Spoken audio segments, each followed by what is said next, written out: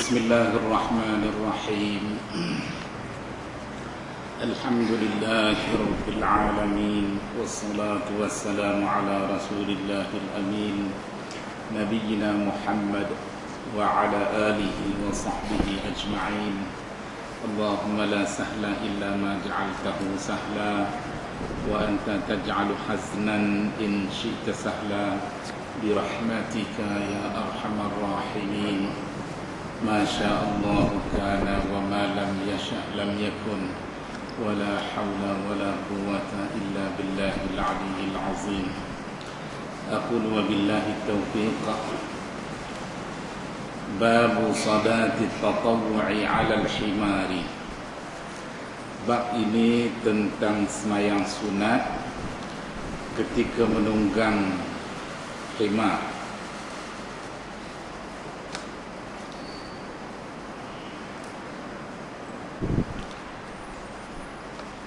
Kata Imam Bukhari, haddatsana Ahmad ibn Sa'id qala haddatsana Habban qala haddatsana Hammam qala haddatsana Anas bin Sirin qala istaqbalna Anasan hina qadima min asy-Syam falaqinahu bi'aini at-tamr fara'aituhu yusalli 'ala himarin ووجهه من ذا الجانب يعني عن يسار القبلة فقلت رأيتك تصلي بغير القبلة فقال لولا أني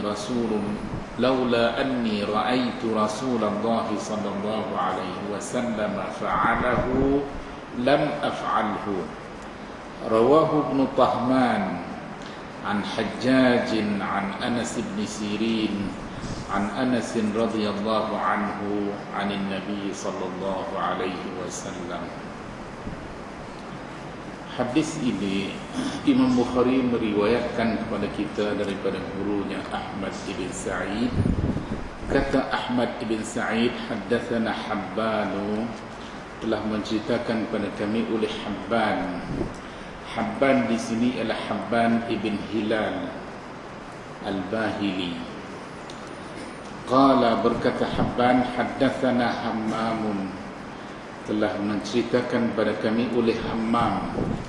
Hammam di sini ialah Hammam ibn Yahya. Qala, berkata Hammam, haddatsana Anas bin Sirin, telah menceritakan pada kami oleh Anas ibn Sirin. Anas ibn Sirin ini adik kepada Muhammad ibn Sirin. Mereka ni dua beradik dan kedua-dua mereka di kalangan ulama hadis, di kalangan ulama tabi'in. Bapa mereka Sirin ini pada asalnya hamba yang dimiliki oleh Abdullah ibn Umar dan kemudian dimerdekakan, dan mereka dinisbahkan sebagai maula Abdullah ibn Umar. Qala, berkata Anas ibn Sirin, istaqbalna Anasan hina qadima min asy-Syam. Kami menghadap ataupun menyambut Anas ketika dia datang daripada Syam. Anas ibn Malik, dia di dalam hidup dia tak banyak musuh. Dia tak banyak musuh. Yang ni ialah nasib masing-masing lah Tuhan bagi. Kadang-kadang kita dalam hidup kita ni banyak musuh. Demai kuno, demai ni. Walaupun kita tak bermusuh dengan dia, tapi dia nak bermusuh dengan kita. Macam-macam hal lah. Jadi Anas ni antara orang yang bernasib baik. Dia tak banyak musuh sepanjang hayat dia, kecuali satu kes. Hajjaj ibn Yusuf ketika dia berkuasa memerintah Mekah, setelah dia berjaya menewaskan kerajaan yang dipimpin oleh Abdullah ibn Zubair, maka Hajjaj ni pernah mencercah Anas. Dia kata kepada Anas ni, Anas, kamu ni tidak ada pendirian. mainlah pemimpin macam mana pun, kamu tetap sokong pemimpin-pemimpin pada ketika itu. Jadi oleh kerana Hajjaj ni, dia berperang dengan kerajaan Abdullah ibn Zubair bagi pihak kerajaan Bani Umayyah, Abdul Malik ibn Marwan. Jadi dia berperang dengan musuh kerajaan dia lah. Bermakna dia ada pendirian. Tapi setelah dia berjaya menewaskan kerajaan Abdullah ibn Zubair, dia bunuh Abdullah ibn Zubair dan dia solar di depan Kaabah Hajjaj ni. Dan selepas tu memang Mekah ditawan semula oleh kerajaan Bani Umayyah. Jadi Anas ni, dia tak kisah, dia bukan orang politik. Dia sahabat Nabi yang lebih banyak menitik beratkan soal agama, soal ilmu hadis, soal ilmu-ilmu berkaitan dengan agama untuk kebaikan dunia dan akhirat. Dia tak kisah soal-soal politik. Siapa naik jadi pemimpin pun, dialah pemimpin negara, pemimpin umat pada ketika itu. Jadi Hajjaj ni tak nak orang macam tu. Dia nak Anas ni dia ada pendirian. Sama ada dia dianggap sahabat, boleh dianggap sahabat ataupun dianggap musuh. Dia bagi kata dua pada Anas. Jadi Anas ibn Malik, apabila dia dicerca oleh Hajjaj, dia rasa terhina. Kerana dia seorang sahabat Nabi. Dan selama ni pun orang menghormati dia, memberi penghargaan kepada dia. Walaupun dengan pendirian dia yang sedemikian, dia tak ada musuh kecuali Hajjaj yang cuba nak memusuhi dia. Lalu Anas ni mengambil keputusan untuk pergi menghadap Abdul Malik ibn Marwan di Damsyik pada ketika itu. Inilah dia cerita ni. Anas setelah dia pergi mengadu kepada Abdul Malik ibn Marwan, dan dia balik, ketika dia balik daripada Syam itu, maka kata Anas ibn Sirin, kami menyambut dia sewaktu dia pulang daripada Syam. Falaqinahu bi'ainit tamar, kami bertemu dengan dia di Ain at-Tamar. Ain at-Tamar ni nama satu tempat, memang menjadi laluan orang daripada Madinah nak ke Syam, orang Syam nak ke Madinah.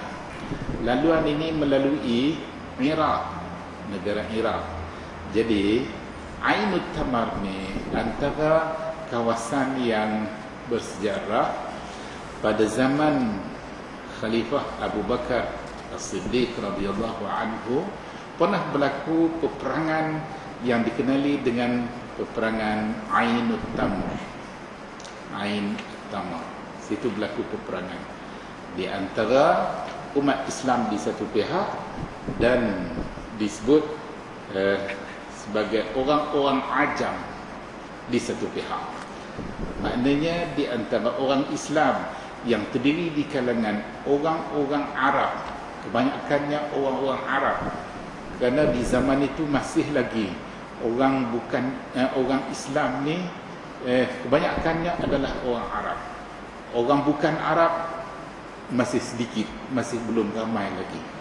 Jadi berlaku peperangan di bawah pimpinan Khalid ibn Walid dan semasa zaman pemerintahan Abu Bakar As-Siddiq.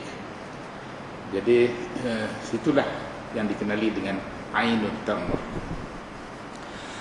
Fara'aituhu yusalli ala himarin. Kata Anas ibn Sirin, aku dapat melihat Anas ibn Malik semayang di atas kaldai, atas belakang kaldai. Wa wajhuhu min zal janib, sedang muka dia menghadap di arah ini, kata dia. Maknanya di sebelah kiri kiblat. Dia tidak menepati arah kiblat. Dia semayang di atas belakang khimar. Khimar duduk berjalan. Jadi dia berjalan ikut laluan yang ditentukan oleh kumpulan lah. Dia tak boleh lah jalan seorang-seorang, dia ikut arah dia sendiri. Dia ikut arah di mana kumpulan dia berjalan. Jadi kebetulan pada ketika itu, kata Anas ibn Sirin, kami melihat Anas ibn Malik semayang di atas himar yang sedang berjalan menuju ke arah di mana terletaknya arah kiblat tadi di sebelah kiri, sedangkan dia berjalan ke arah kanan. Faqultu, aku berkata, Anas ibn Sirin, ra'aituka tusalli li ghairi al-qiblah. Aku melihat kamu semayang tidak menghadap kiblat. Faqala, jawab Anas ibn Malik, laula anni ra'aitu Rasulullah sallallahu alaihi wasallam fa'alahu lam af'alhu. Jika tidak aku melihat sendiri Rasulullah sallallahu alaihi wasallam melakukannya, nescaya aku tidak akan melakukannya. Apa yang dapat kita faham daripada hadis ini? Pertama sekali, Anas semayang di atas belakang himar. Himar ni bukan macam kita, bukan macam kebau. Kita sehari 3 kali mandi. Himar dia tak mandi. Kita kalau air tak ada macam mana pun, orang kata mandi kebau tu memanglah kau pernah basah-basah badan pun jadilah dagang. Kebau pun rajin mandi, tapi hemak ni dia tak mandi. Jadi sudah tentulah tubuh badan hemak tadi paling tidak sentiasa dibasahi oleh peluh tubuh badan dia. Dia berjalan, dia berpeluh, dia berlari, dia macam-macam lah. Bangkali dia senantiasa dibasahi oleh peluh tubuh badan dia. Jadi bila Anas ibn Malik semayang di atas belakang himar, apakah belakang himar ni suci sehingga boleh dijadikan tempat semayang?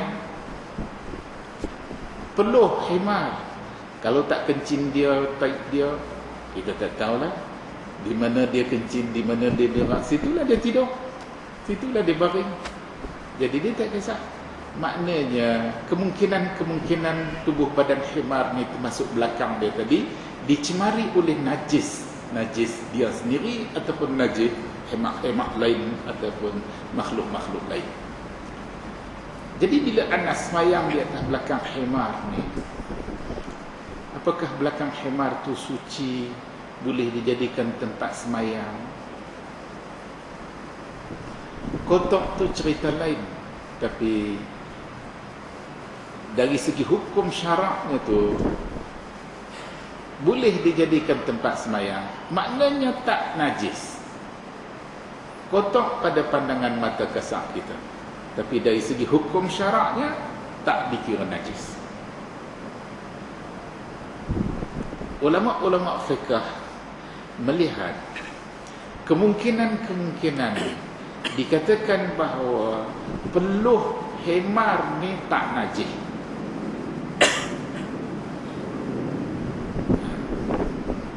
Begitu juga dengan kita manusia ni, peluh-peluh kita tak najis. Orang Islam tak najis peluh dia. Busuk hamil tu cerita lain, tapi dari segi hukum syarak tidak dikira najis. Tapi kalau orang bukan Islam, apakah peluh mereka ni najis ataupun tidak? Kerana dalam Quran Tuhan kata innamal musyrikuna najasun, sesungguhnya orang musyrik itu najis. Ulama-ulama kita kata, apakah najis yang dimaksudkan dalam ayat ini? Najis hukmiyah ataupun najis ainiyah? Kalau najis hukmiyah, basuh pun tak cuci. Tapi kalau najis ainiyah, basuh cuci. Kita basuh, hilang najis tadi, hilang, tak ada, maka dikira suci lah. Tapi kalau najis hukmiyah, basuh pun tak cuci. Dia nak buat guna bagi suci, dia kena mengucap 2 kalimah syahadat. dia mengucap dua kalimah syahadat, maka sucilah dia. Setelah dia mengucap dua kalimah syahadat, dia kena mandi dulu baru dikira suci? Tak perlu. Tak perlu. Sebab itu saudara-saudara kita yang baru memeluk Islam, baru selesai mengucap dua kalimah syahadat, dia tak perlu mandi. Sekalipun sepanjang hayat dia sebelum tu dia memang dia berjunub, dia tak mandi junub dan macam-macam cerita, tapi bila dia mengucap dua kalimah syahadat, selesai semua masalah. Tak nanti dia mandi. Kalau dia nak mandi boleh, tak ada masalah. Tapi wajibkah dia mandi? Tak. Najis dia tadi dikira najis hukmiyah bila mengucap, selesai masalah dia. Sama juga dengan kita orang Islam. Dan untuk beberapa ketika dia jadi orang Islam, kemudian dia murtad. Dia murtad, dia berpaling tadah, keluar daripada Islam, jadi bukan Islam. Kes yang semacam ni juga dikira najis. Innamal musyrikuna najasun. Ini najis hukmiyah. Baik, najis sur ataupun peluh-peluh manusia ni, macam kita duk beli bandel-bandel. Kan ramai juga kita umat Islam, kita guna semula pakaian-pakaian yang telah diguna pakai oleh orang-orang kaya-kaya di mana-mana tempat pelosok dunia ni, dijual balik semula dan dibeli oleh orang-orang lain pula, termasuk kita orang Islam, beli pakaian yang telah dipakai, pakaian terpakai. Apakah pakaian terpakai ni semasa tuan dia pakai tu ada terkena peluh-peluh basah ketiak dia dan sebagainya? Peluh ni najis ke tak najis ke? Kalau orang Islam tak apalah, walaupun busuk habis peluh dia tu cerita lain, tapi peluh dia tidak dikira najis. Anda tengok orang di Madinah dulu lah ni, tak tahulah, masa kami duduk di Madinah dulu, pekerja-pekerja yang duduk cangkul ikut jalan buat kerja berat tu ni, dia buat kerja peluh, lepas tu berhenti kering balik peluh, lagi dia buat kerja balik, peluh balik, banyak-banyak hari dia tak salin baju dia, naik garam, naik bunga garam. Tak ada masalah, dia semayang sebelah-menyebelah kita dengan baju-baju yang naik bunga garam, entah lama mana tak pernah basuh, tak ada masalah bagi dia. Jadi kalau baju ni ditakdirkan yang punya baju asalnya tu orang bukan Islam, peluh-peluh dia tadi apakah najis ataupun tak najis? Tak najis. Tak najis.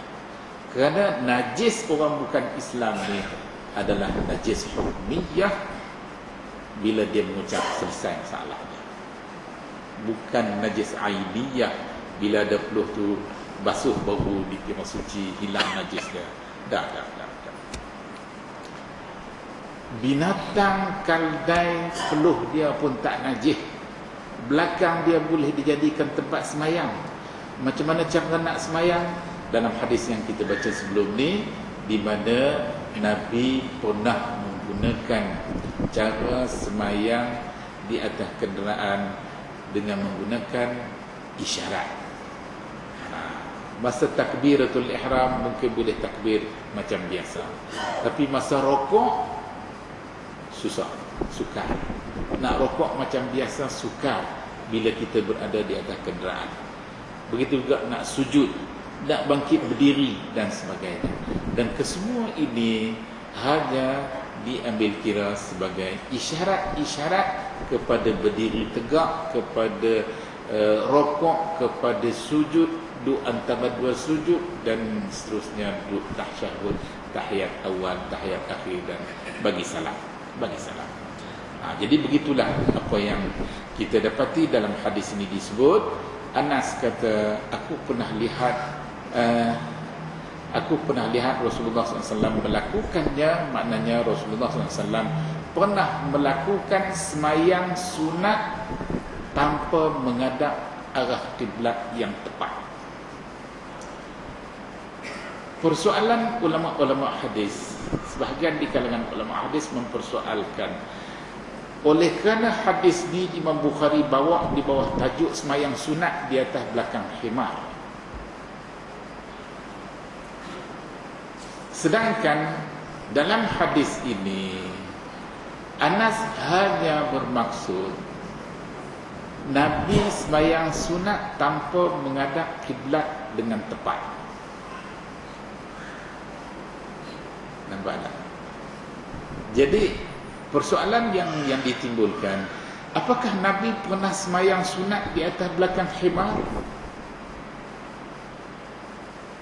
Ini terjawab melalui hadis riwayat Abdullah ibn Umar dalam Sahih Muslim dengan sanad yang sahih, bahawa Nabi pernah semayang di atas belakang khimar. Makna nak semayang sunat di atas belakang khimar tak ada masalah, boleh. Cara nak semayang juga ada cara dia yang tersendiri. Baik. Seterusnya, bila disebut wa wajhuhu min zal janib ya'ni an yasaril qiblah, difahami bahawa ketepatan menghadap arah kiblat ini, andai kata kita berada di kawasan yang jauh daripada kiblat, daripada Kaabah, macam kita duduk negara kita hanya menghadap arah kiblat, di mana kedudukan arah kiblat kita di sebelah matahari jatuh, maka itulah dikira sebagai arah kiblat. Belum tentu arah yang kita gunakannya tadi tepat dengan kedudukan kiblat kita. Mungkin ada sikit-sikit kurang tepat ke kiri maupun ke kanan, tak ada masalah, tak ada masalah. Dalam Al-Quran Tuhan sebut fawalli wajhaka syatral masjidil haram, Tuhan suruh kita menghadap ke arah Masjidil Haram. Masjidil Haram itu bukan semuanya Kaabah, tapi Masjidil Haram itu di mana di dalamnya terletaknya Kaabah. Kaabah itu yang menjadi kiblat. Itu satu. Yang kedua, bila Quran kata fawalli wajhaka syatral Masjidil Haram, bermakna jika kita tidak mengetahui arah kiblat, kita sesat di mana-mana, kita tak tahu. Kita tak tahu kedudukan kita. Kedudukan arah kiblat pun kita tak tahu. Tapi yang kita tahu hanya masjid. Barangkali kedudukan kita di tempat-tempat yang berkenaan dengan arah masjid tadi kita boleh agak. Boleh agak. Cuma arah kiblat kita tak pasti. Tapi arah masjid kita boleh agak. Kita lebih pasti kedudukan arah masjid daripada kedudukan arah kiblat. Maka berdasarkan pada ayat ni fawalli wajhaka syatral masjidil haram, Quran suruh kita menghadap ke arah Masjidil Haram, ke arah Masjidil Haram, di mana Kaabah yang menjadi kiblat terletak di dalam Masjidil Haram, maka dikira kita telah menghadap ke arah kiblat. Jadi kita boleh menghadap ke arah masjid mana-mana, sebab masjid ini adalah sebahagian daripada rumah Allah, sebahagian daripada Baitullah, dan Baitullah yang sebenarnya adalah Masjidil Haram. Antara nama Masjidil Haram ialah Baitullah. Begitu juga dengan Kaabah, Baitullah. Jadi ulama fiqh mengambil isyarat daripada ayat itu tadi, bahawa kalau kita dalam keadaan-keadaan tertentu tak tahu arah kiblat, yang kita tahu hanya arah masjid, jadi kita boleh menghadap ke arah masjid, dan daripada masjid itu sudah tentulah pengunjung masjid depa semayang, depa beribadah menghadap ke arah kiblat, ke arah kiblat. Balik kita kepada hadis ni. Faqultu ra'aituka tusalli li ghairil qiblah.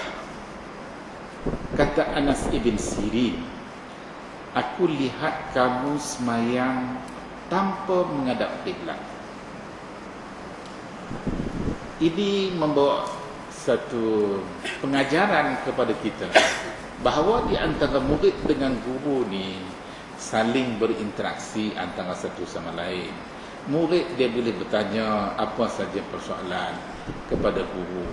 Guru boleh jawab kepada persoalan yang ditanya oleh murid, dan juga persoalan lain yang mungkin tidak ditanya oleh murid tetapi guru rasa elok dia panjangkan maklumat-maklumat walaupun tidak ditanya tentang sesuatu, dan dia jawab apa yang ditanya dan dia bagi lagi maklumat yang lain ditambah dengan maklumat-maklumat lain supaya menjadi lebih berfaedah.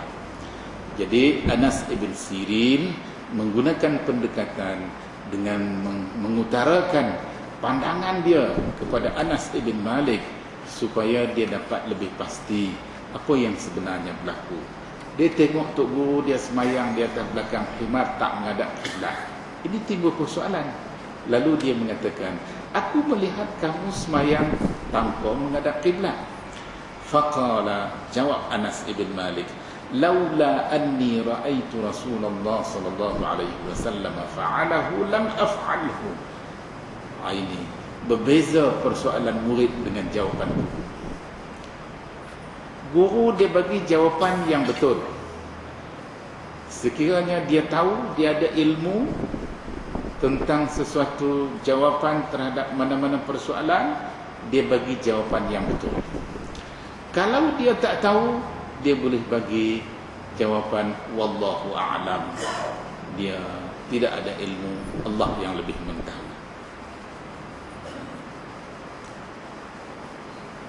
Yang kedua, jawapan guru kena ada sandaran dalil. Anas tak kata dak ataupun ya dak, tapi Anas kata laula anni ra'aitu Rasulullah. Anas ada dalil yang menjadi hujah kepada jawapan dia, ialah aku pernah lihat Rasulullah melakukannya. Jika Rasulullah tak buat, aku tak buat. Tapi kes ni Rasulullah pernah buat. Itu sandaran dalil. Jadi kita tidak boleh bagi jawapan agama ni jawapan telanjang. Jawapan tanpa sandaran dalil. Ini haram, ini halal, ini boleh, ini tak boleh. Dah. Jawapan yang semacam tu tidak mencukupi, tidak memadai. Kalau kita tak tahu, wallahu a'lam, nanti kita tengok dulu, nanti kita pastikan terlebih dahulu ada dalil, ada hujah yang kuat, yang kukuh, maka kita perlu nyatakan, perlu berikan kepada persoalan yang ditanya supaya jawapannya tadi mempunyai sandaran dalil yang kuat dan jelas. Jadi Anas kata laula anni ra'aitu Rasulullah sallallahu alaihi wasallam fa'alahu lam af'alhu. Kalau aku tak tengok Nabi buat, maka aku takkan buat. Bermakna dia pernah tengok Nabi buat, maka itulah yang mendorong dia melakukannya. Baik. Kemudian Imam Bukhari sambung lagi, kata dia rawahu Ibnu Tahman an Hajjaj an Anas ibn Sirin an Anas radhiyallahu anhu anin Nabi sallallahu alaihi wasallam. Hadis yang menjadi sandaran dalil dalam jawapan Anas ibn Malik terhadap persoalan Anas ibn Sirin ini, kata Imam Bukhari, diriwayatkan oleh Ibn Tahman. Ibn Tahman ini guru kepada guru Imam Bukhari. Nama dia Ibrahim Ibn Tahman. An Hajjaj, daripada Hajjaj. Ini bukan Hajjaj yang kita sebut tadi. Ini Hajjaj Ibn Hajjaj Al-Bahili. An Anas ibn Sirin, daripada Anas ibn Sirin, an Anas radhiyallahu anhu anin Nabi sallallahu alaihi wasallam. Jadi Imam Bukhari bila dia meriwayatkan hadis dengan cerita yang dipaparkannya tadi, dia sertakan dengan sanad. Bukan benda tu reka-reka daripada dia, tapi ada sanad dia. Sanad dia siapa? Ibn Tahman, daripada Hajjaj ibn Hajjaj, daripada Anas ibn Sirin, daripada Nabi sallallahu alaihi wasallam, daripada Anas ibn Malik, daripada Nabi sallallahu alaihi wasallam, di mana Nabi pernah semayang sunat di atas kenderaan tanpa menghadap kiblat. Itu dia maksud hadis yang diriwayatkan oleh Anas ibn Malik daripada Nabi sallallahu alaihi wasallam, yang menjadi sandaran kepada jawapan dia terhadap persoalan yang dikemukakan oleh Anas ibn Sirin. Kita teruskan dengan bab yang berikutnya. Bab man lam yatatawwa' fi safari dubura salati wa qablaha. Bab ini tentang sesiapa yang tidak melakukan sembahyang sunat di dalam musafir sebelum dan selepas sembahyang fardu.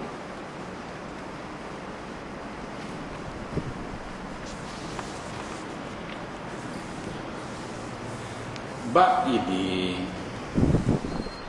nak diceritakan tentang perlukah kita sembahyang sunat rawatib ketika kita dalam perjalanan jauh yang mengharuskan kita qasar maupun jamak sembahyang kita.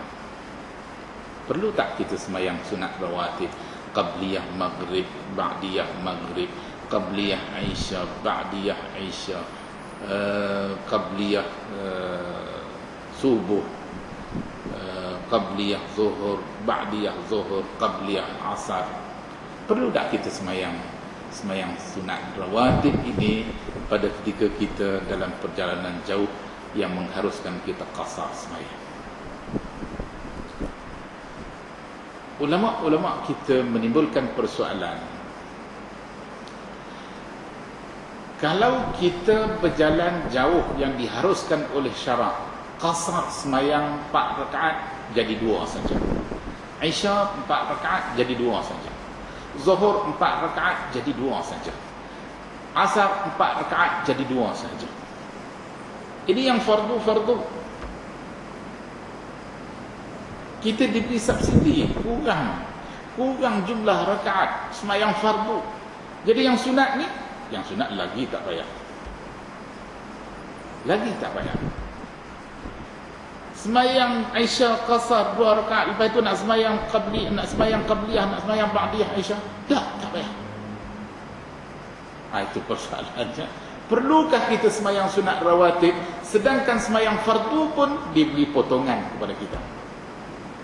Diberi potongan daripada 4 jadi 2. Daripada kita kena sembahyang setiap sembahyang dalam waktu dia, dalam waktu asal dia, kepada sembahyang tadi boleh dijamak dalam satu waktu dua sembahyang. Dalam waktu maghrib boleh sembahyang maghrib dan isya. Dalam waktu isya boleh sembahyang maghrib dan isya. Jadi kalau begitu sekali subsidi Tuhan bagi kepada kita, kita nak tunjuk rajin nak pergi buat hak sunat-sunat tu. Tak jawab cakap. Kecuali sembahyang sunat subuh Nabi tak pernah tinggal.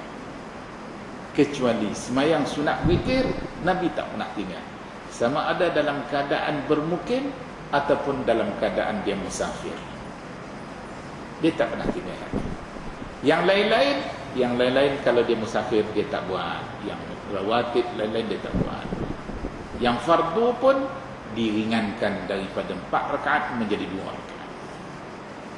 Sandaran dalil kepada hal perkara ini, ini dia hadis-hadis yang dibawa kepada kita. Ada 2 hadis Imam Bukhari bawa kepada kita dalam bab ini. Kata dia, haddatsana Yahya ibn Sulaiman, telah menceritakan pada kami oleh Yahya ibn Sulaiman, qala haddatsani ibn Wahab. Yahya ibn Sulaiman ini, dia ni orang Kufah, tetapi dia berhijrah ke Mesir dan dia menetap di Mesir. Dia menetap di Mesir dan dia jadi orang Mesir. Guru dia Ibn Wahab dalam sanad hadis ni ialah Abdullah Ibn Wahab, ni memang orang Mesir. orang Mesir.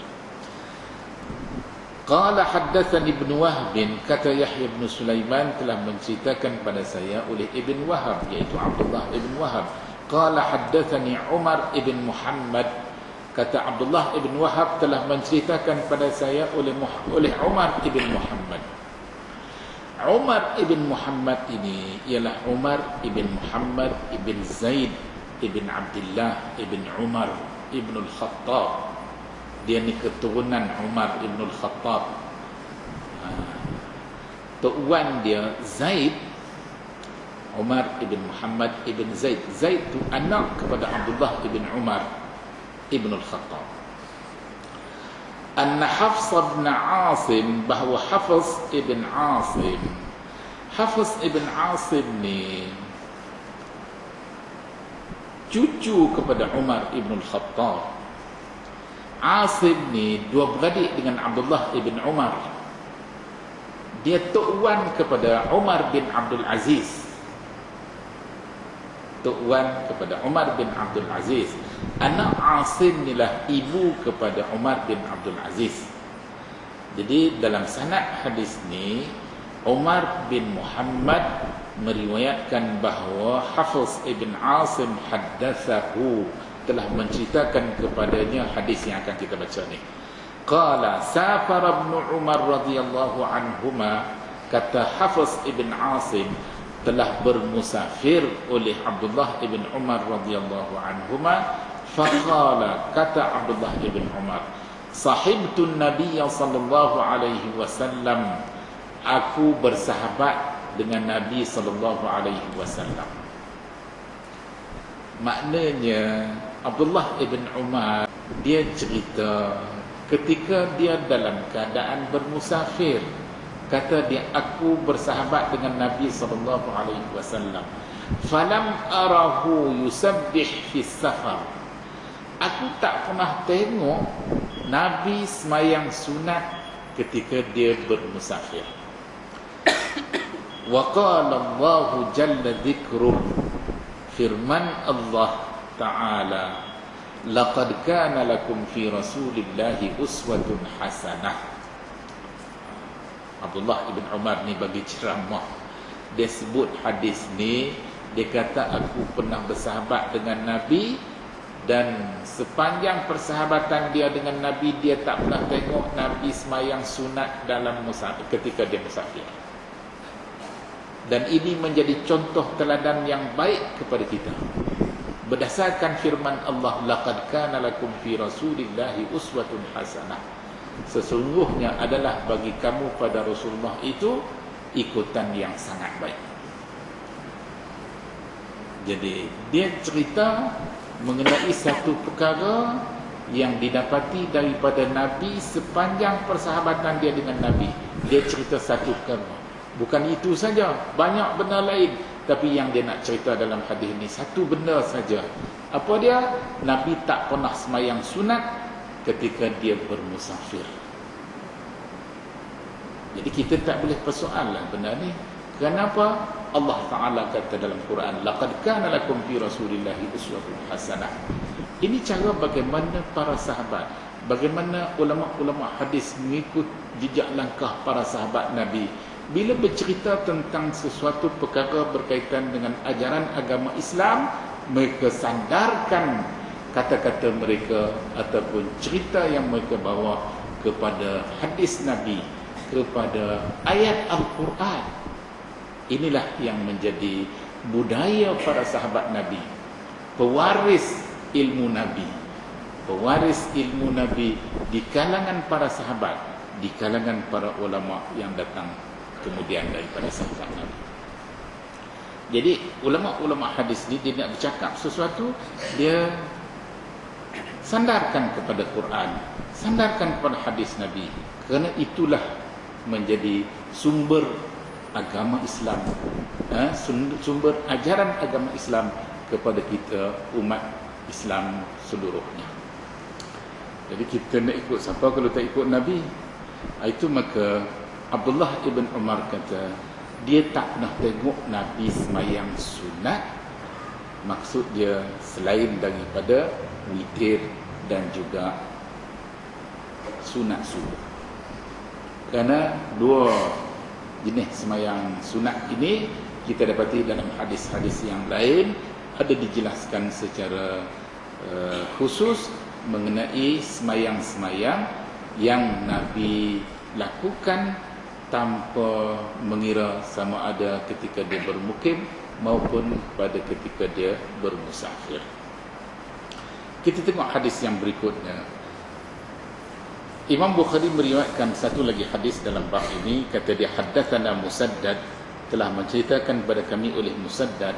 Musaddad ini di kalangan ulama hadis, guru pada Imam Bukhari.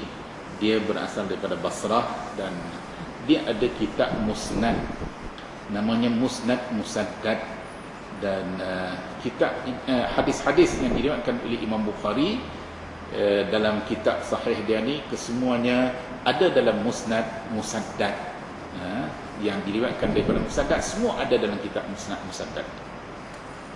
Qala, berkata Musaddad, haddatsana Yahya, telah menceritakan kepada kami oleh Yahya, yaitu Yahya ibn Sa'id al-Qattan, an Isa ibn Hafs ibn Asim, daripada Isa ibn Hafs ibn Asim. Yang ni pun adalah cicit kepada Umar, Sayyidina Umar ibn al-Khattab.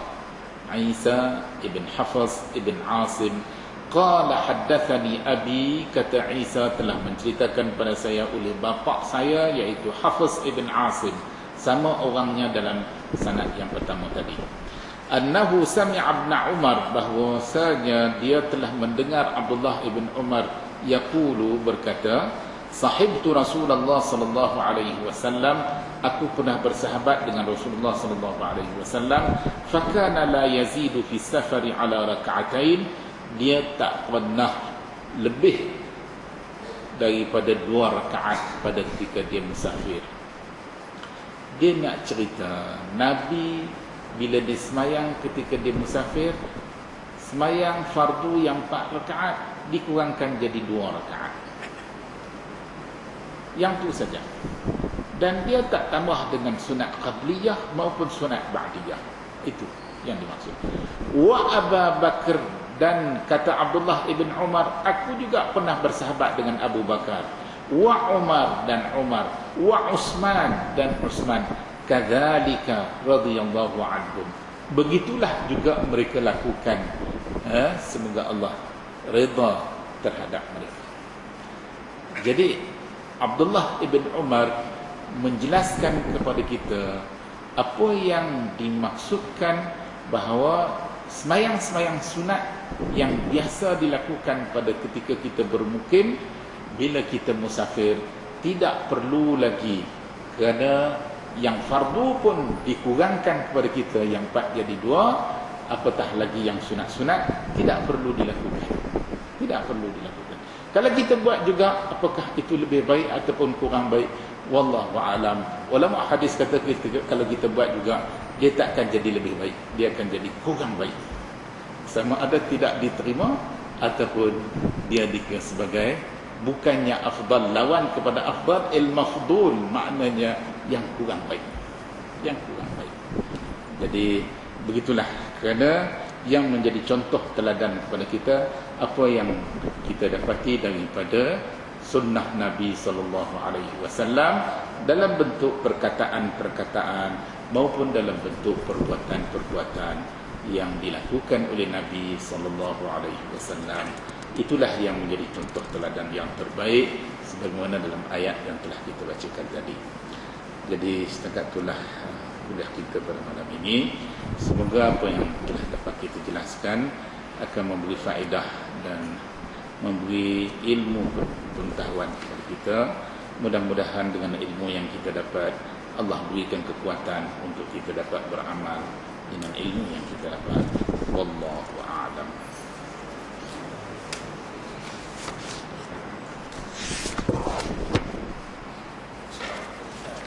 Assalamualaikum.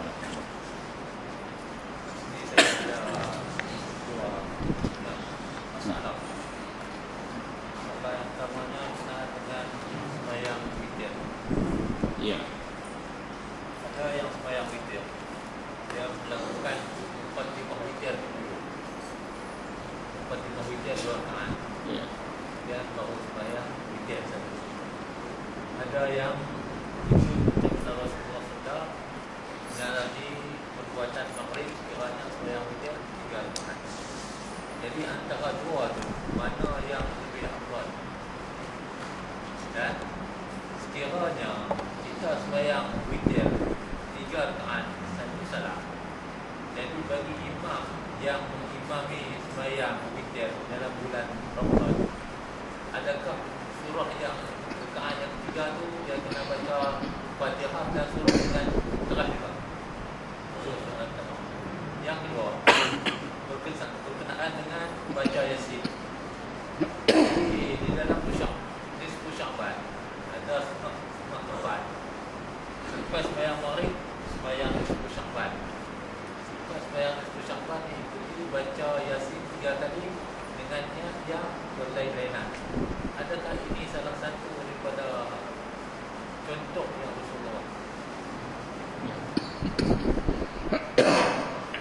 Soalan yang pertama berkaitan dengan sembahyang witir. Sembahyang sunat witir ni banyak hadis-hadis yang menyebut tentang sembahyang sunat witir. Ada hadis yang menyebut sembahyang sunat witir ini hanya 1 rakaat sahaja. Ada hadis yang menyebut sembahyang witir ni 3 rakaat. 3 rakaat maknanya 1 salam. Ada yang menyebut 5 rakaat 1 salam. Ada yang menyebut 7 rakaat 1 salam. Dan ada yang menyebut 9 rakaat 1 salam. Kesemuanya hadis-hadis yang berkenaan adalah sahih dari segi sanad.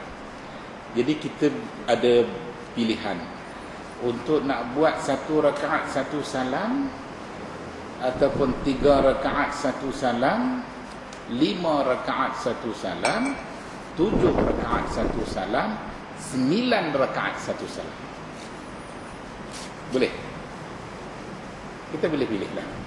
Masa kita cergas, masa kita bersemangat, kuat, muda lagi, kita nak pilih yang 9 rakaat 1 salam, silakan. Express 1 hingga 9 rakaat baru kita bagi salam, tanpa tahiyat awal.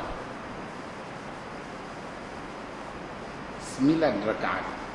Mula rakaat yang pertama, yang kedua, yang ketiga, yang keempat, yang kelima, yang keenam, yang ketujuh, yang ke-8, yang ke-9 baru ada tahiyat. Lepas itu bagi salam. Selesai.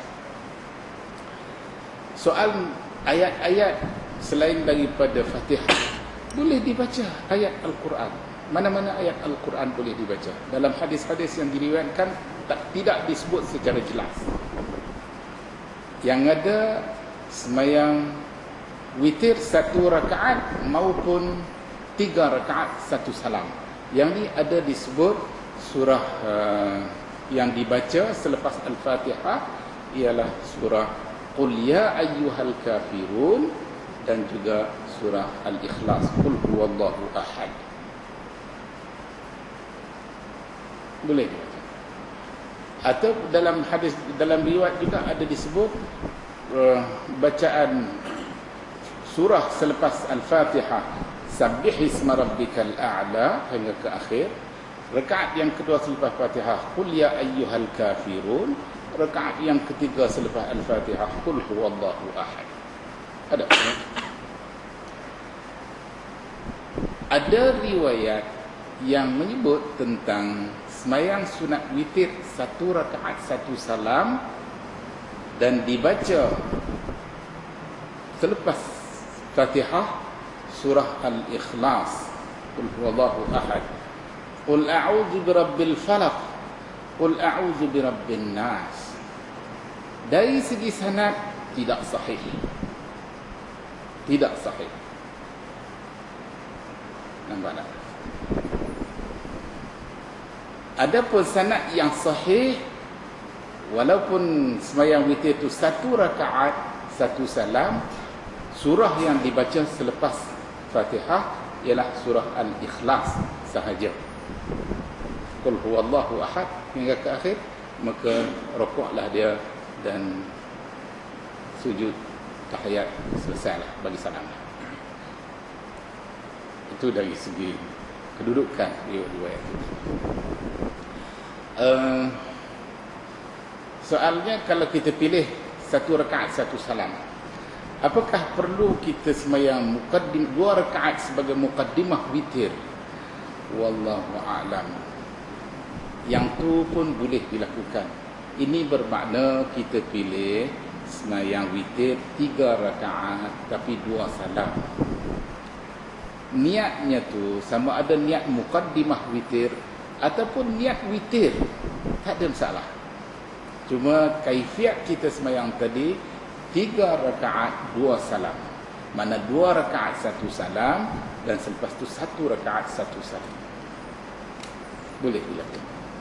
Itu ada dalil, ada sandaran dalil, walaupun ada sikit perbahasan di kalangan ulama-ulama hadis tentang pensabitan beberapa riwayat berkaitan dengan sembahyang sunat witir 3 rakaat 2 salam. Namun demikian secara keseluruhannya memang masih dalam lingkungan boleh kita berhujjah dengan riwayat-riwayat yang kenal. Wallahu a'lam. Boleh tu. Jadi maksudnya segalanya 3 rakaat 1 salam. 3 rakaat 1 salam. Jadi imam yang mengimami bulan puasa, adakah dia kena baca surah tengah jam, baca rakaat 3 dengan cara jahat atau sir? Jahat. Semua jahat. Dia boleh baca rakaat yang pertama selepas Al-Fatihah ialah Sabbih isma rabbikal a'la hingga ke akhir. Rakaat yang kedua selepas Al-Fatihah ialah Qul ya ayyuhal kafirun. Rakaat yang ketiga selepas Al-Fatihah Qul huwallahu ahad. Kesemuanya dibaca dengan jahat. Hingga kan kalau kita terlepas tak semayang witir semalam, kita teringat pada waktu siang baru kita nak semayang sunat witir hak semalam, kita terlepas. Ulama-ulama hadis kata kalau dia nak baca Fatihah dan juga surah semayang witir yang terlepas pada waktu malam dilakukan dia nak buat pada waktu siang, dia boleh baca secara jahat, tak ada masalah, boleh. Dan sembahyang sunat witir ni boleh dilakukan secara perseorangan maupun secara jamaah, boleh, tak ada masalah. Kita nak sembahyang seorang-seorang pun boleh, nak sembahyang secara berjamaah pun boleh, di masjid pun boleh, di rumah pun boleh, tak ada masalah. Cuma kalaulah di masjid sembahyang secara berjamaah ramai-ramai, tentulah lebih afdal kita sembahyang secara berjamaah daripada sembahyang seorang diri. Kalau kita nak sembahyang seorang diri, orang sembahyang di masjid, kita nak sembahyang seorang diri, kita boleh buat di rumah kita. Lebih baik daripada kita buat di masjid. Di masjid orang buat secara berjamaah ramai-ramai. Kita tak nak sembahyang berjamaah ramai-ramai di masjid. Kita nak buat seorang diri kita. Lebih afdal kita buat di rumah kita daripada dibuat di masjid.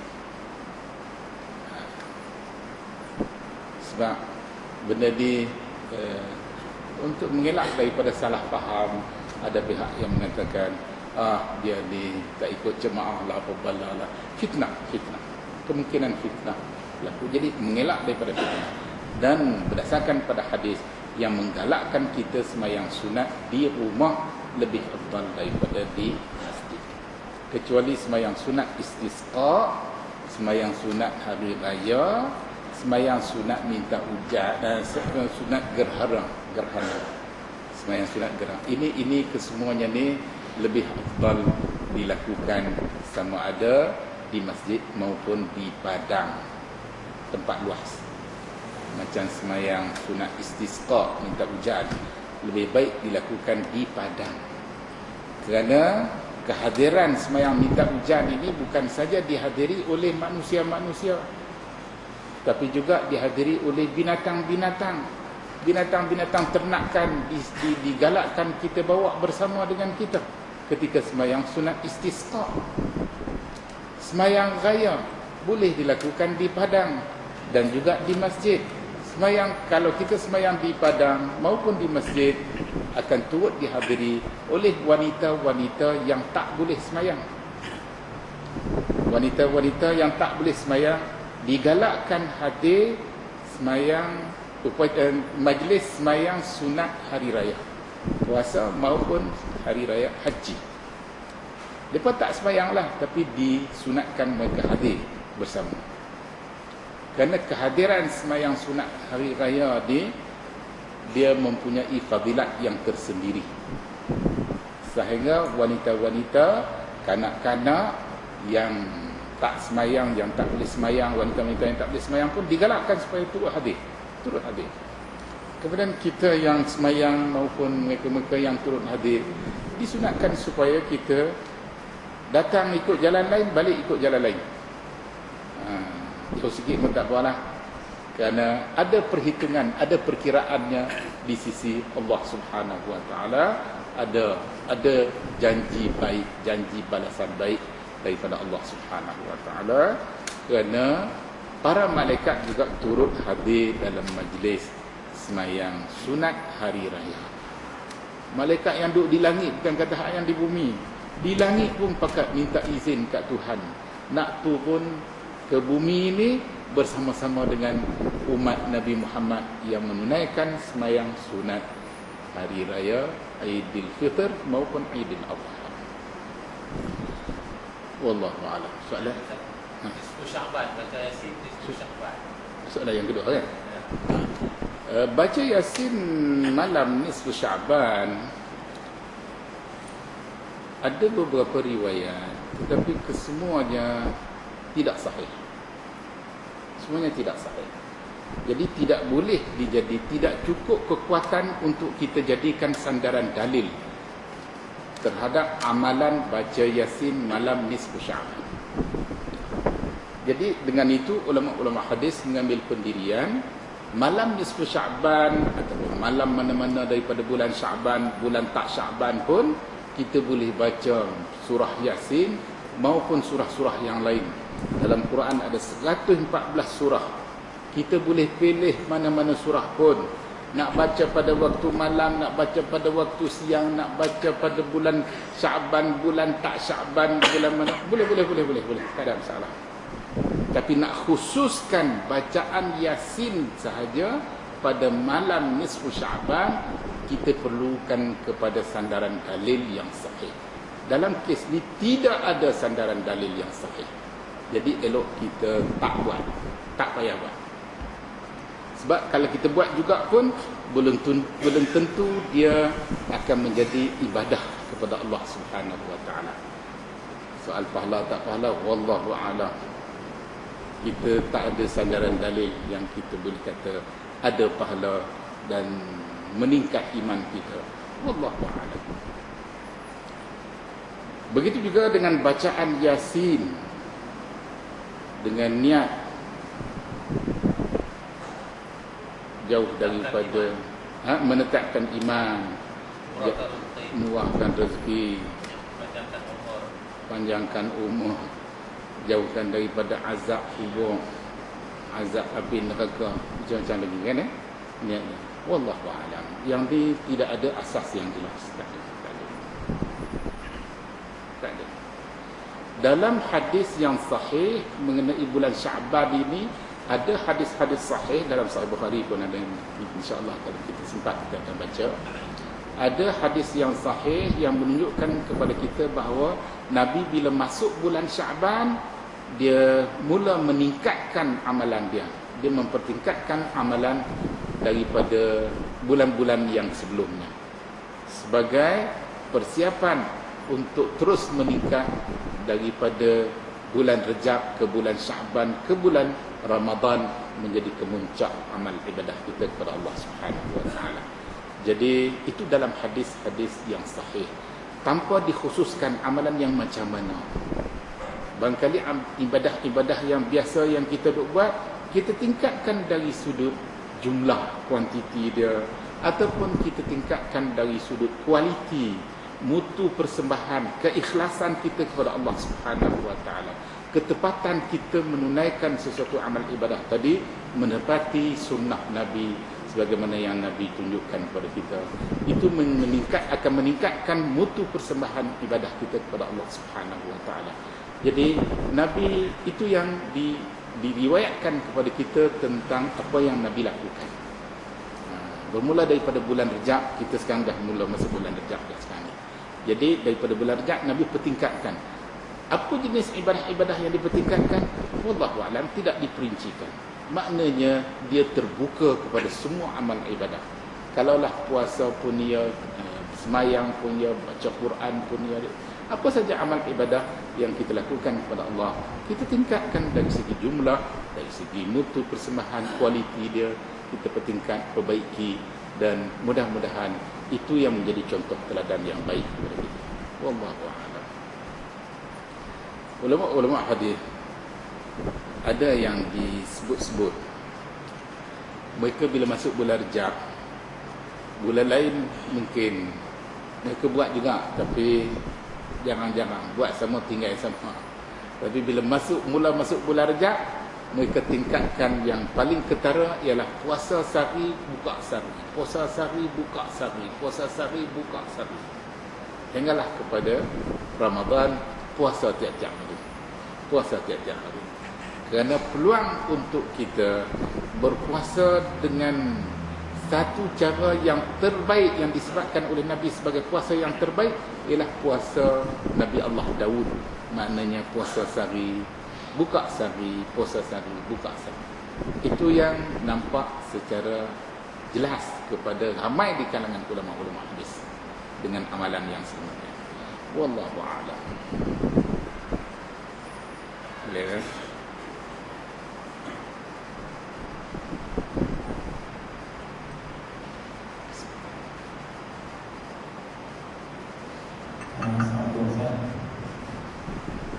Soalan tentang maksud hadis dhaif dan bolehkah kita beramal dengan hadis dhaif? Hadis dhaif ini dia pertama sekali dilihat dari sudut sanad hadis itu tadi. Maknanya ulama-ulama hadis dengan ilmu pengetahuan yang ada pada mereka, mereka gunakan untuk mendapatkan kepastian nisbah sesuatu hadis itu kepada Nabi. Kalaulah mereka dapat pasti dengan lebih tepat, dengan lebih jelas, maka itu digunakan istilah sahih. Kalau kurang ataupun dia diganggu oleh gangguan-gangguan sehingga menimbulkan keraguan nisbahnya kepada Nabi, gangguan ini datang melalui perawi-perawi yang meriwayatkan hadis-hadis itu tadi, perawi yang tidak boleh dipercayai, perawi yang pernah dikesan berbohong sesama mereka, berbohong terhadap Nabi sendiri, berbohong terhadap makhluk-makhluk lain selain daripada manusia, macam-macam lagi.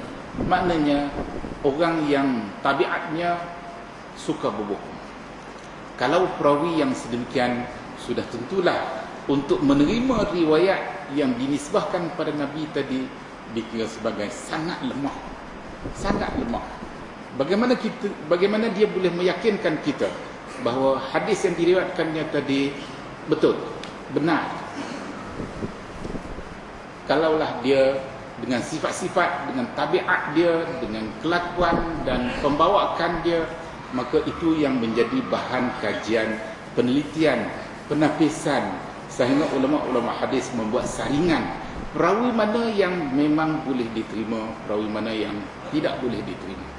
Dan ini satu kerja yang sangat rumit dilakukan oleh para ulama-ulama hadis. Namun demikian, mereka tidak lemah, tidak jemu, tidak penat untuk terus-menerus melakukan generasi demi generasi, sampailah ke generasi kita sekarang ni pun ada saja Allah takdirkan mereka-mereka yang sanggup mengorbankan hidup mereka sepanjang hayat mereka untuk mengkaji setiap dakwaan bahawa ini hadis Nabi, ini yang dinisbahkan pada Nabi, Dan ini yang dilakukan satu persatu. Yang clear, yang sahih-sahih itu. Yang hasan bawah sikit pada darjat sahih. Kalau yang tak clear ni, tak clear dari sudut mana?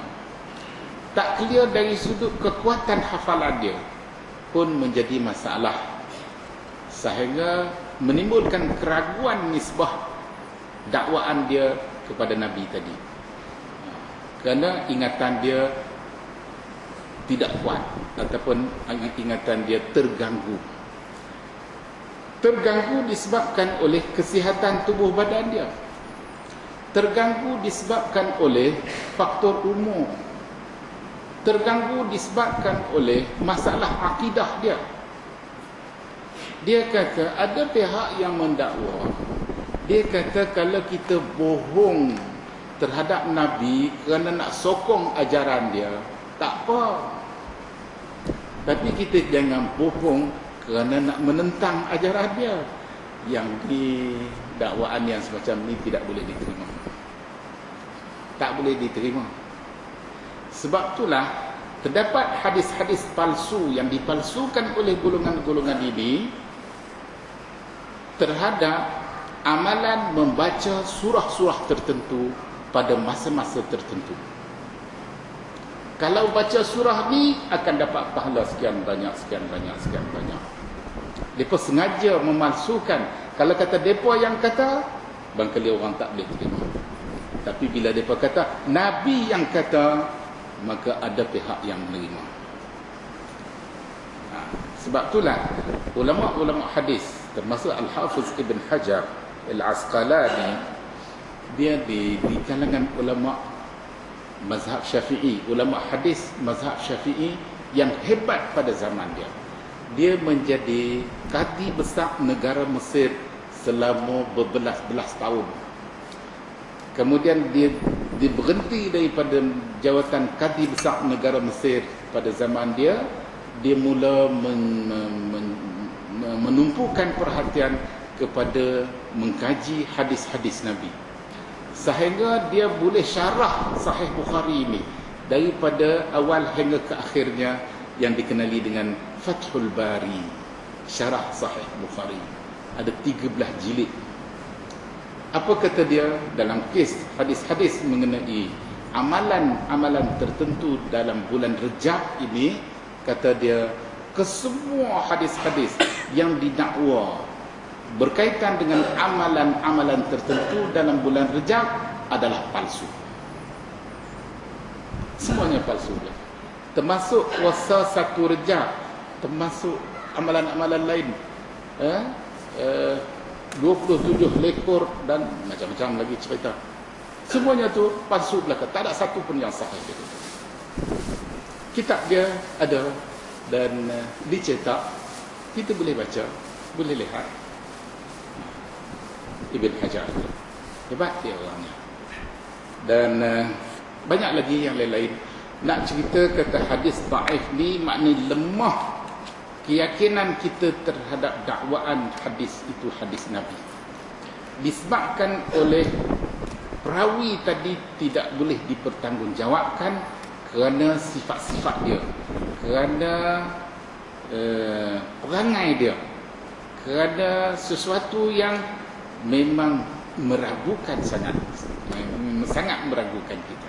Maka dengan sebab itu ulama-ulama hadis menggunakan istilah dhaif, maknanya lemah sangat nak kita terima ataupun nak kita pegang dakwaan dia sebagai sebuah hadis tadi. Dia ni nyanyuk. Sekali dia cakap betul, kali cakap tak betul. Nyanyuk bukan tua sangat, tapi dia pernah sakit teruk. Orang kata demam kepialu ke apa kan? Lepas tu dia cakap merapu. Ada seorang ulama hadis, nama dia Abdullah ibn Lahiyah. Dia pernah menjawat jawatan qadi besar di Mesir macam Ibn Hajar tadi.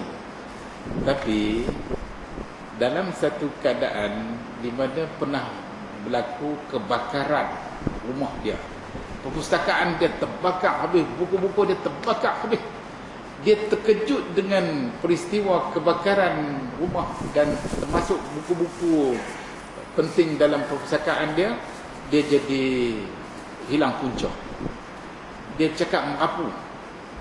Jadi riwayat dia selepas berlaku kejadian kebakaran rumah dia tadi, ulama hadis tak terima lagi lah. Berbanding dengan riwayat-riwayat dia sebelum berlaku kebakaran. Sebelum berlaku kebakaran masih diterima riwayat dia. Tapi diterima tu dengan sokongan. Kalau ada sokongan baru diterima. Tak ada sokongan, dia seorang saja, tak diterima. Tak diterima. Kemudian bila berlaku kebakaran ni, dia jadi hilang punca, dia bercakap merapu, akhirnya hadis dia langsung tidak diterima. Jadi macam-macam kes kita boleh jumpa lah dalam kajian ulama hadis ni. Semuanya tu dibukukan. Kita boleh baca dan kita boleh semak semula apa-apa yang telah dirakamkan oleh para ulama hadis dalam kajian-kajian mereka dari dulu sampailah ke hari ini. Berpegang kepada hadis-hadis dhaif ataupun nak beramal dengan hadis-hadis dhaif ini lemahlah. Kalau dalam istilah disebut kita tidak boleh berhujah dengan dia. Mana lemahlah. Kalau masa nak buat jelah. Jadi tak jadi ibadah kepada Tuhan, wallahu a'lam. Tawakal kena. Kalau dah tak cukup kita beramal dengan hadis-hadis hak sahih tu, dah buat belaka habis dah. Tinggal hak dhaif pun nak buat juga, silakan. Silakan. Tapi kita nak kata pasti dah tak berani ya. Kita buat je lah. Tak ada masalah. Ni puasa lempak puasa ni. Puasa Isnin Khamis pun tak nak buat. Puasa 3 hari bulan cerah tengah bulan pun tak pernah buat. Tiba-tiba mai 1 Rejab kalut nak puasa 1 Rejab. Ini tak kena. Hadis sahih tu kita tinggal, kita ketepikan, buat kalut nak beramal dengan hadis palsu ni. Tak kena. Tak kena. Dan banyak lagi yang lain-lain pun. Duk kalau nak baca Yasin malam Jumaat, malam lain buat tak baca Yasin. Bukankah Al-Quran tu ada 114 surah? Bacalah. Bacalah. Malam ke, siang ke, Jumaat ke, Sabtu ke, Ahad ke, Senin ke, ada 7 hari seminggu, baca. Pada waktu fajar, ini Allah ingatkan di dalam Al-Quran, inna Quran al-fajri kana mashhuda. Waktu yang paling baik, paling berkesan kita baca ayat-ayat Al-Quran, surah mana-mana pun tak kisah, pada waktu lepas subuh, pada waktu fajar, mana ke waktu lepas semayang subuh, ataupun pada waktu sebelum kita semayang subuh, sementara kita duduk tunggu nak semayang subuh, kita baca Quran. Takat mana yang boleh baca, kita bacalah 1 ayat, 2 ayat, 1 surah, 2 surah, bacalah, baca. Inna Quran al-fajri kana mashhuda. Yang ni memang jelas Quran sendiri disebut. Kan dalam hadis-hadis pun disebut suruh kita rajin baca Quran, terutama sekali pada waktu malam berbanding dengan waktu siang. Siang pun digalakkan, malam lebih-lebih lagi digalakkan. Dalam semayang kita sangat-sangat digalakkan, kerana bila kita baca ayat-ayat Al-Quran, daripada surah yang pendek, surah yang panjang, kita baca dalam semayang, dia lebih terkesan kepada yang membaca maupun yang mendengar. Yang membaca maupun yang mendengar lebih terkesan. Jadi bacalah. Ni yang ni semua tak kisah. Yang tu kisah nak baca Yasin malam nisfu Sya'ban. Sandaran dalilnya hadis tu dhaif, lemah sangat, sehingga ada pihak, ada ulama hadis yang mengatakan hadis tu palsu. Ini tak kena. Kita congak tak kena. Tapi kalaulah kita buat semua dah yang sahih-sahih, yang bersandarkan pada hadis-hadis sahih, kita buat belakang dah, Habis dah. Nak tanda ke ta'if sama? Boleh. Sila. Walaupun yang ni tidaklah begitu meyakinkan sangat, tetapi kerana tak cukup dah kita duk berasa banyak masa, banyak waktu lagi yang kita boleh korbankan untuk beribadah kepada Allah, sekalipun sandaran dalilnya kepada hadis-hadis ta'if. Wallahu a'lam. Silakan. Itu kedudukan. Wallahu a'lam. Sekali lagi, begitu saya. Ya. Dah beli 27. Insya-Allah. Ya. Insya-Allah. Murah tak ya? 30.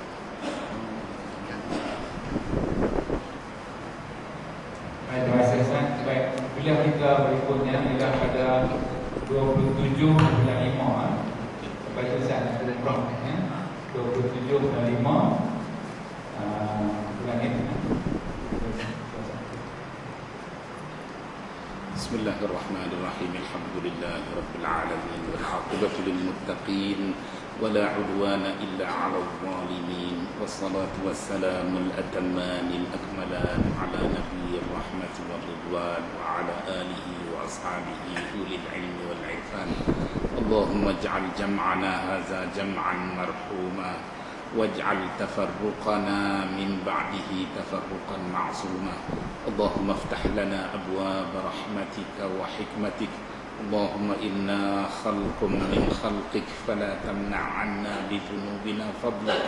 Ya Rabbana 'alaika tawakkalna wa ilaika anabna wa ilaikal masir. Ya Rabbana iftah bainana wa bain qaumina bil haqqi wa anta khairul fatihin. Ya Rabbana amanna bima anzalta wattaba'na ar-rasula faktubna ma'asy syahidin faktubna ma'as sadiqin faktubna ma'as sadiqin faktubna ma'as sadiqin. La ilaha illa anta subhanaka inni kuntu minaz zalimin. Rabbana atina fid dunya hasanah wa fil akhirati hasanatan wa qina azaban nar wa qina azaban nar wa qina azaban nar wa adkhilna al jannata ma'al abrar bi rahmatika ya aziz ya ghaffar. Wa sallallahu wa sallam wa baraka ala sayyidina Muhammad wa ala alihi wa sahbihi ajma'in walhamdulillahi rabbil alamin.